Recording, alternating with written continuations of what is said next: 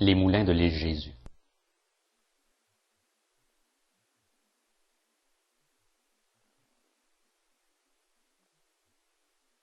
L'histoire de l'île Jésus débute le 15 janvier 1636 lorsque, par résolution, la Compagnie de la Nouvelle-France accorde aux Jésuites l'île qui sera appelée de Jésus.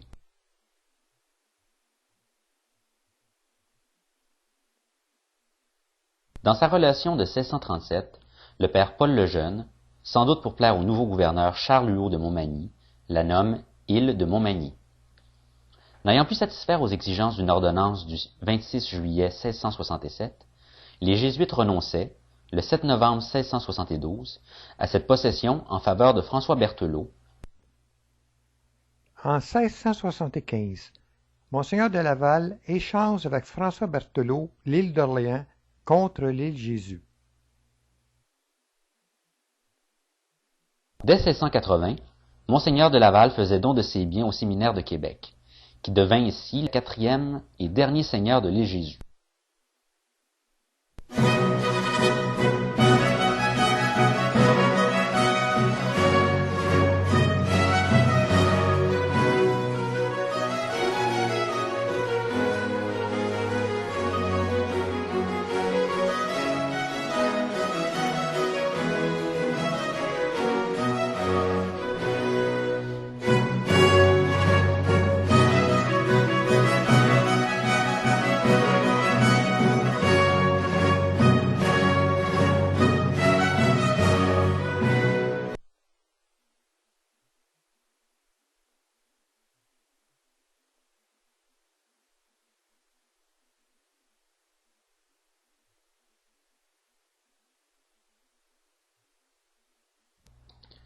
Voici la première représentation cartographique de l'île Jésus, réalisée en 1674 dans le cadre d'une expédition menée par le jésuite Dalmas.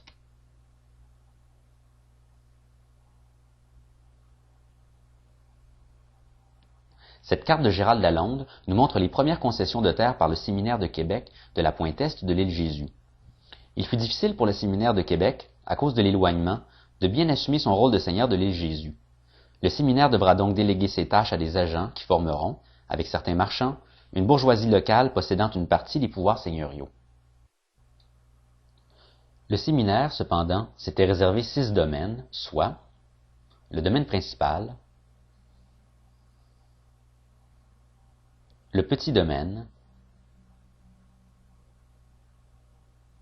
le domaine du Gros Sault, le domaine de Venterbonne, le domaine de la Côte-Saint-François, le domaine de la Côte-Nord. Les premiers établissements sur l'île furent le premier manoir et la ferme de Berthelot, la chapelle de l'Enfant Jésus, la première église Saint-François de Sales, le moulin et la maison seigneuriale, le deuxième manoir. Les premières paroisses sur l'île furent la paroisse de Saint-François de Sales en 1721, la paroisse Sainte-Rose de Lima en 1740, la paroisse Saint-Vincent-de-Paul en 1744, la paroisse de Saint-Martin en 1774, la relocalisation de la paroisse Sainte-Rose de Lima en 1780 et de la paroisse Saint-François de Sales en 1844, la paroisse de Sainte-Dorothée en 1869. Carte des paroisses en 1750.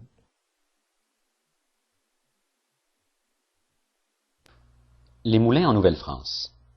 On va obliger les seigneurs, dès 1686, à construire un moulin à farine dans leur seigneurie. Selon la coutume française, ce moulin est dit banal. Dans le recensement de 1667, on dénombre 9 meuniers en Nouvelle-France. En 1734, on en compte 118. Le recensement du Canada de 1851 en dénombre 541. En 1919, ce nombre décroît à 79 meuniers.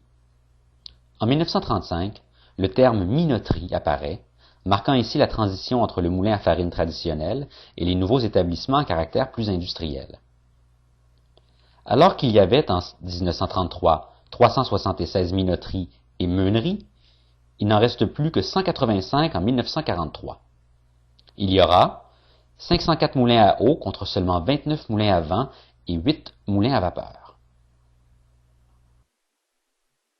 Au cours du 18e siècle, l'économie de l'île Jésus repose sur l'agriculture et le commerce de la farine de blé, pour laquelle on s'enorgueillit de posséder les plus beaux moulins de la Nouvelle-France. On va retrouver deux principales formes de moulins à farine, le moulin à tour, actionné par le vent, et le moulin de forme rectangulaire actionné par l'eau.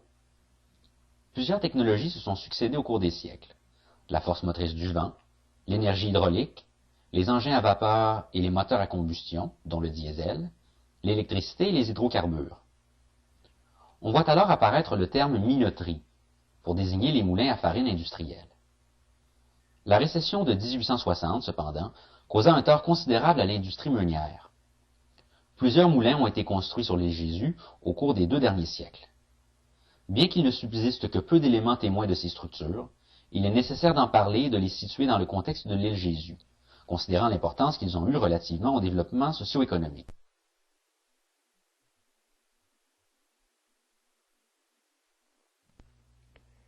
Le moulin à bras.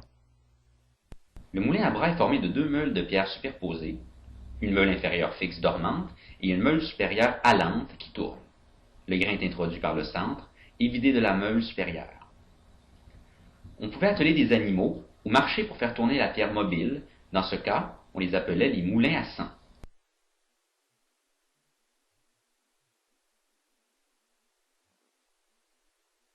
Le moulin à vent. Le bâtiment a la forme d'une tour en maçonnerie. La toiture conique de la tour, généralement, est mobile. À l'arrière, une longue tige oblique, la queue du moulin, sert à faire tourner le toit afin d'orienter les ailes. À côté de la queue se trouve le bras du frein, constitué d'une longue et mince tige de bois descendant jusqu'à terre. Une hélice, composée de 4 ou 6 pales, se trouve à la base de la toiture, au centre du pignon. Les mécanismes de mouture du moulin à vent comprennent la meule, courante et dormante, l'enjet, la trémie et le bluteau.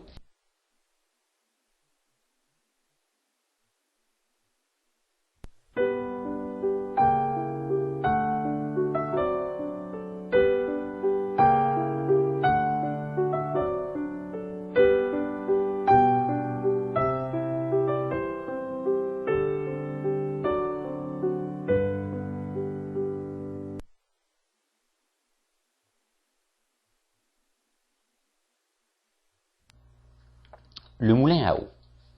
Le bâtiment est généralement en pierre et de forme rectangulaire. Le toit à 2 versants est recouvert de bardeaux de cèdre et comporte des lucarnes. Certains sont pourvus d'un lanterneau construit à cheval sur le fait de la couverture. Il sert de ventilateur statique et aère l'espace sous les combles. Des ouvertures, souvent placées de façon asymétrique, reflètent la fonction du bâtiment. D'un côté le logis du meunier, et de l'autre le moulin proprement dit, avec son système de moyeux et de roues d'engrenage. L'ensemble de la mécanique, roues hydrauliques, engrenages, meules, requiert la construction d'un moulin à 2, parfois 3 étages.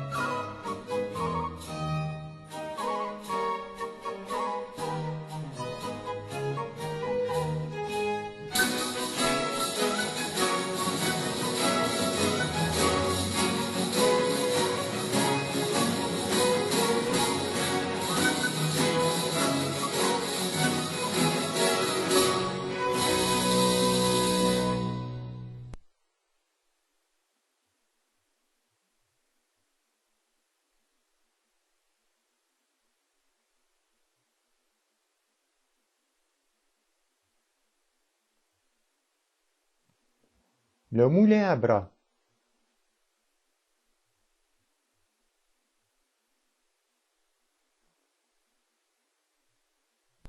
Monseigneur du séminaire de Québec devienne seigneur de l'île Jésus, nous trouvons à cet endroit un moulin à bras.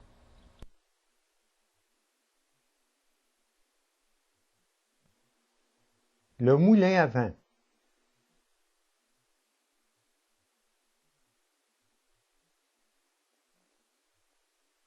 Sur cette carte du début 1700, on peut voir le pourtour sud-est de l'île Jésus. À la pointe de l'île, nous remarquons le croquis d'un moulin à vent, des bâtiments, ainsi que d'une redoute en pieux que l'on construisait dans chaque seigneurie, pour servir de refuge aux habitants en cas d'attaque. Le meunier était Jean Richard. Le 20 novembre 1695, il entre donc comme meunier au nouveau moulin du Petit-Pré, où il demeure jusqu'au 10 mars 1701. Le livre de comptes du séminaire de Québec nous apprend qu'il est meunier de l'île Jésus lorsqu'il est engagé pour le moulin du Petit-Pré, à raison de 150 livres par année. À compter de 1699, on augmente ses gages à 180 livres.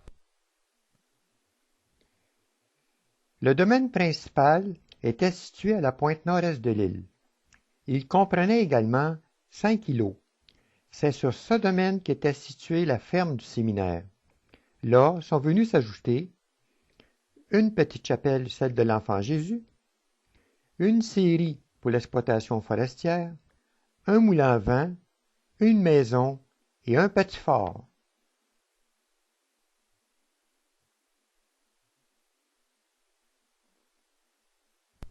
En 1733, la ferme du séminaire compte 4 chevaux, 44 cochons, 32 vaches, 12 veaux, 22 bœufs de travail, 10 taureaux et plusieurs volailles.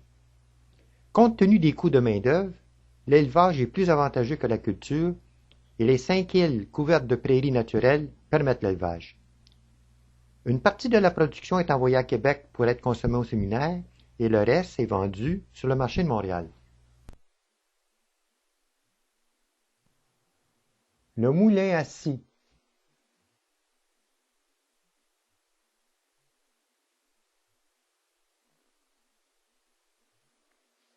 En 1685, le séminaire construit un moulin à scie à l'île Jésus, ce qui fournit un prétexte à l'évêque coadjuteur Monseigneur de Saint-Vallier pour refuser la responsabilité des dettes occasionnées par l'agrandissement du séminaire de Saint-Joachim et d'autres dépenses inconsidérées, comme la construction d'un moulin à scie dans son domaine de l'île Jésus.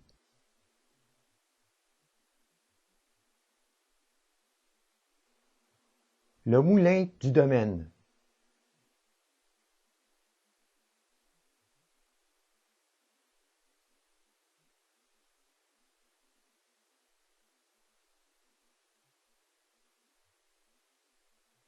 À partir de 1700, le nombre de colons augmenta rapidement.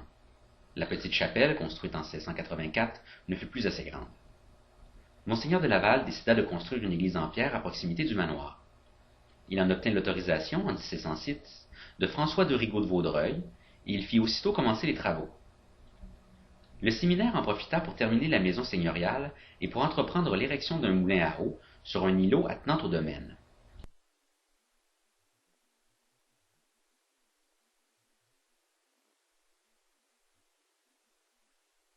En 1709, au mois de mai, le manoir, le moulin et l'église encore inachevée furent la proie des flammes.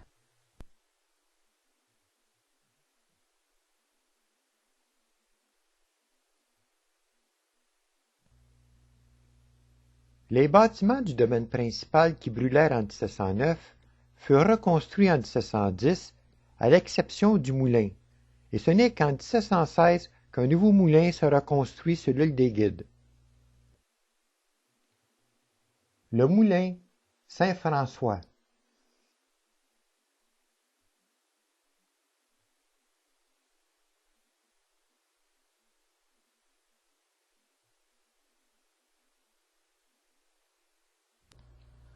Ce premier moulin banal fut construit en 1716 à Saint-François-de-Sales, au-dessus d'un fort courant d'eau, entre un îlot rocheux et le rivage de l'île Jésus. C'est un bâtiment en pierre de 60 pieds de long sur 30 de large, couvert en bardeaux, dans lequel il y a 2 moulins à eau faisant farine, sur un îlot d'environ 10 à 12 arpents en superficie, lors des basses eaux.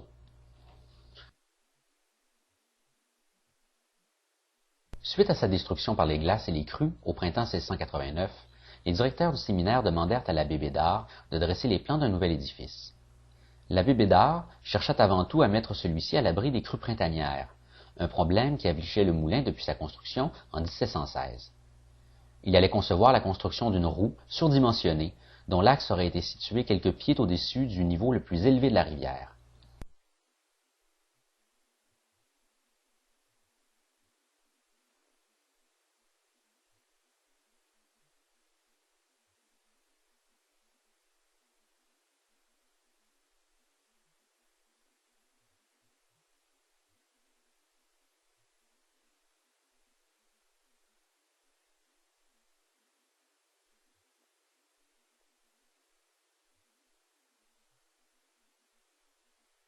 En 1735, il fut relié à l'actuel boulevard des Mille-Îles suite à l'aménagement de la montée du moulin. Il en subsiste encore aujourd'hui quelques vestiges.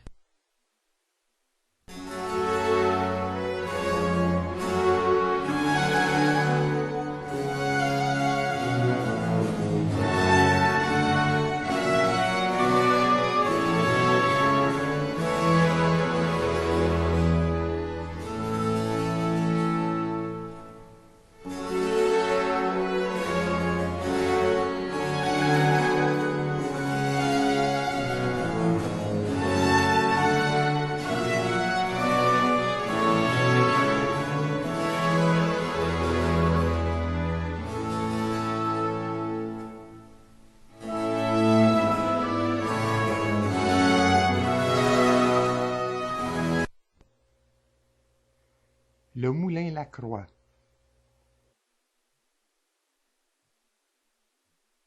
À Saint-Vincent-de-Paul au XVIIIe siècle existait un moulin à vent situé sur le côté par devant la chapelle et appartenant au sieur Lacroix.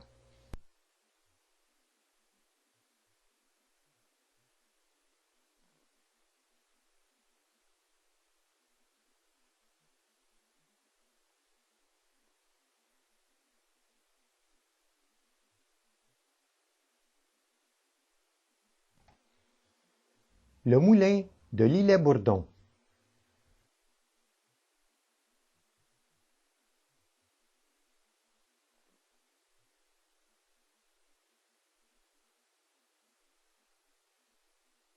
En 1768, alors que le moulin Saint-François était provisoirement hors d'usage, on construisit, sur la rivière des Mille-Îles, le moulin de l'Îlet-Bourdon. Ce dernier était situé à environ 1 kilomètre de l'actuel pont de Terrebonne. Il fut détruit vers 1815.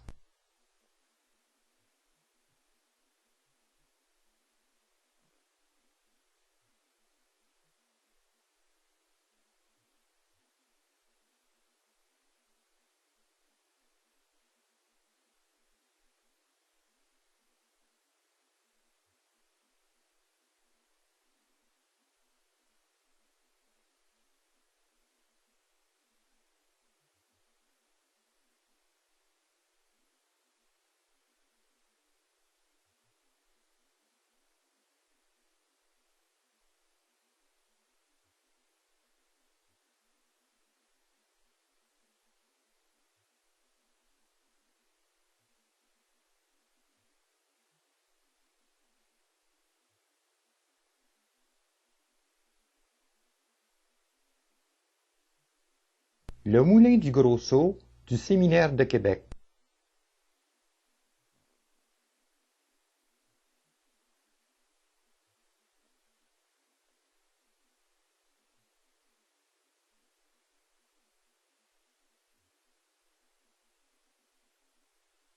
La construction du moulin de l'Îlet-Bourdon n'était pas encore complétée que le séminaire de Québec entreprenait la construction d'un troisième moulin au milieu de l'île, dans la rivière des Prairies, à un endroit appelé le Gros Saut.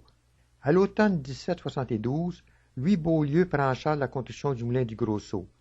Le moulin aura les mêmes dimensions que celui de Saint-François-de-Sales. La maçonnerie du moulin à farine est terminée en 1773. Beaulieu obtenait également l'autorisation de construire au même endroit un moulin à scie et d'en retirer tous les profits pendant une période de 20 ans.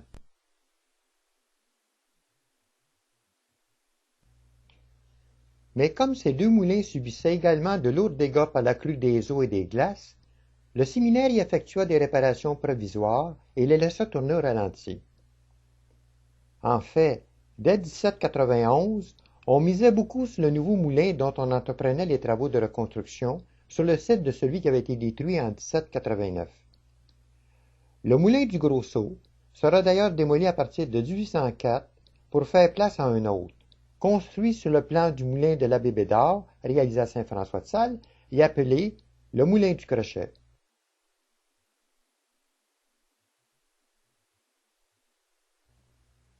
Le moulin du Crochet.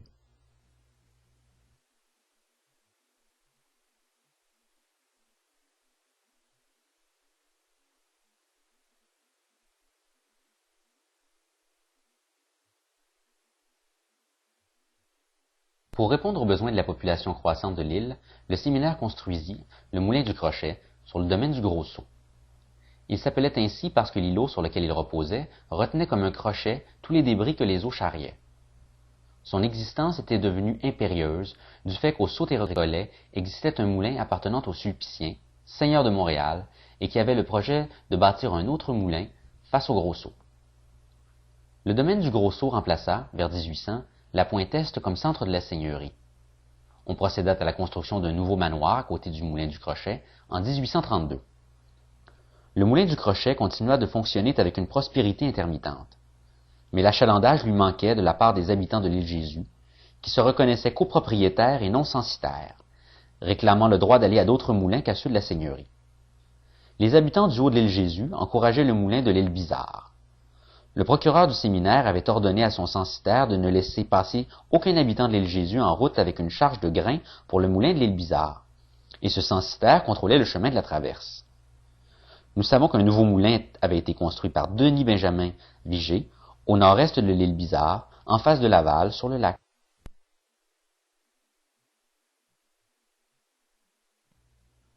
Le moulin de Turgeon.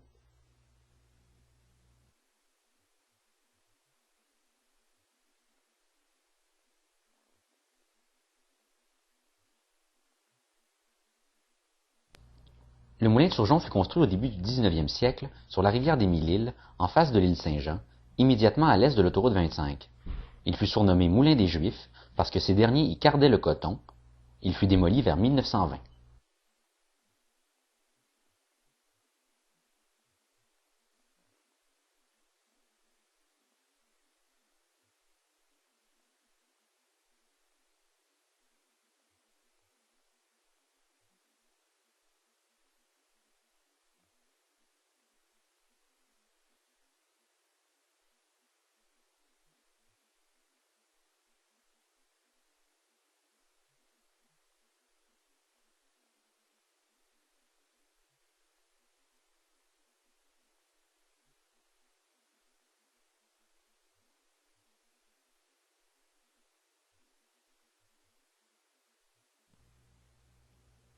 Le moulin Cusson.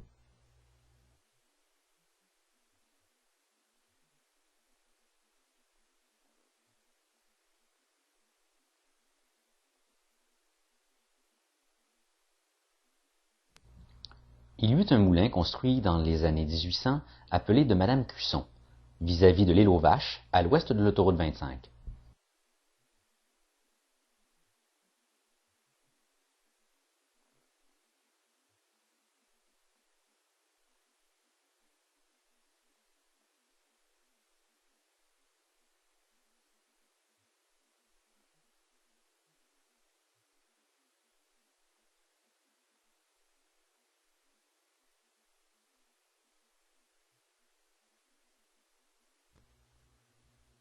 Le moulin de Bien.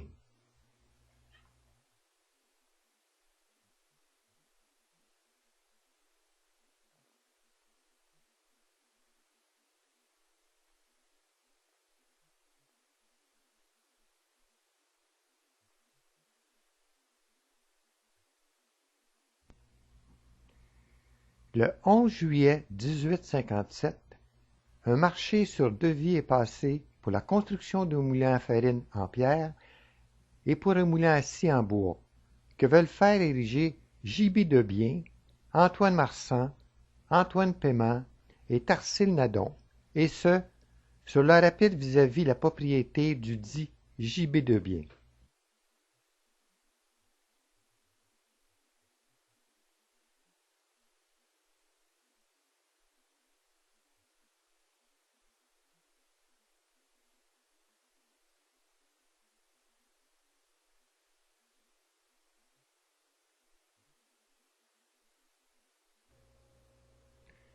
D'autres moulins construits sur l'île Jésus.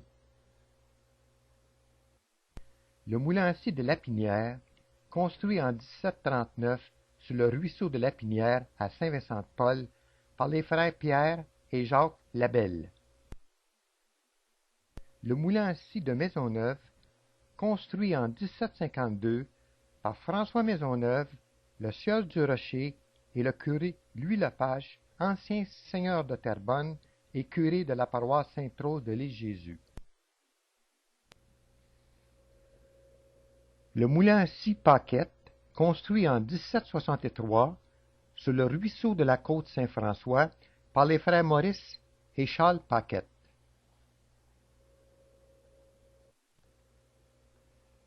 À Saint-Martin, on trouvait sur un ruisseau un moulin à scie sur la terre de Joseph Tassé.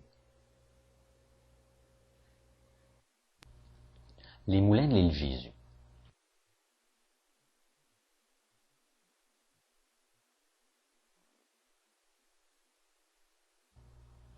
Les moulins de la région de l'île Jésus. De l'est vers l'ouest.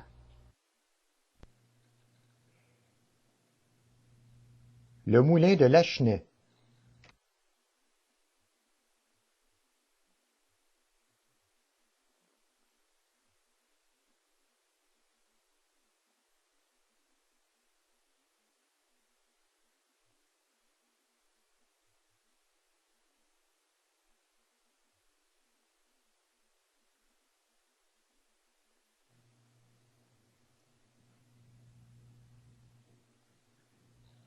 Le moulin du Rapide.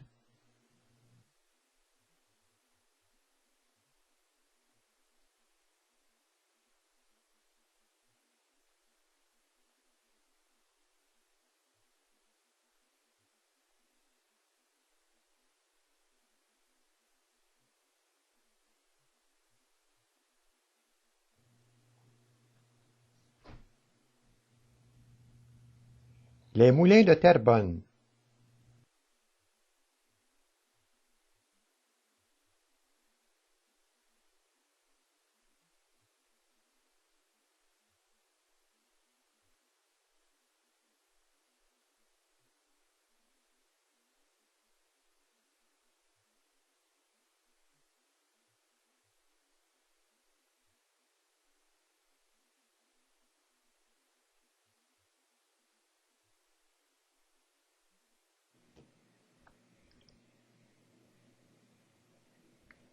Les moulins de la Visitation.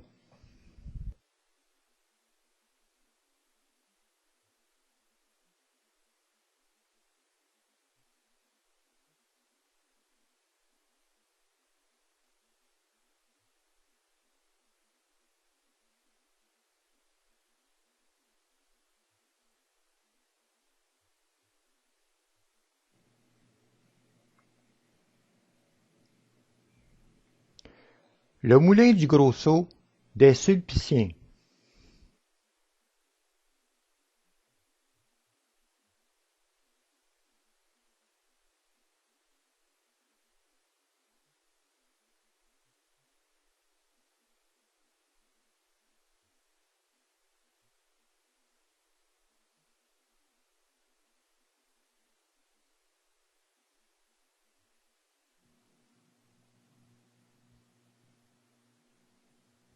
Les moulins de l'île Bizarre.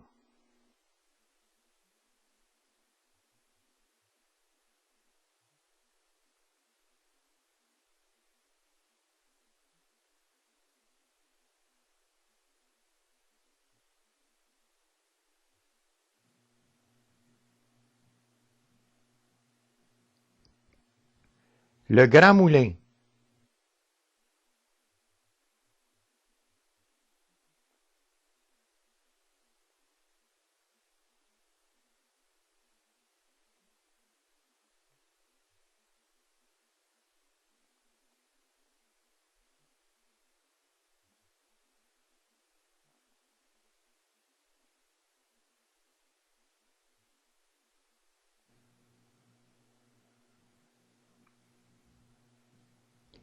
Le moulin Légaré.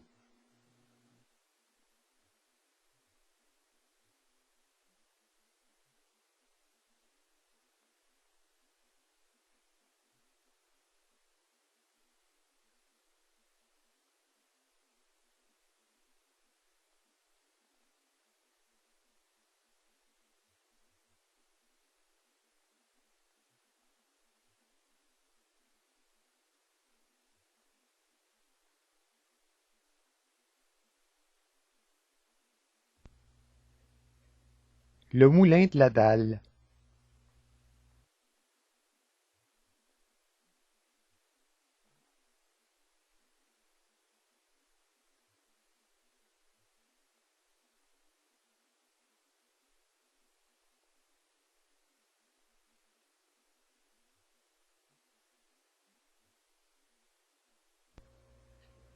Les moulins de la seigneurie de Blainville.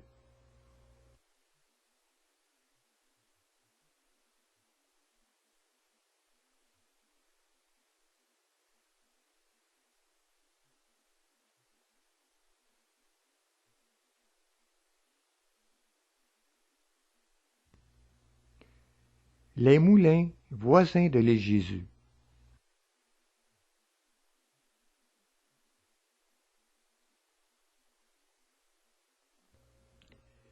Les moulins de l'île de Montréal.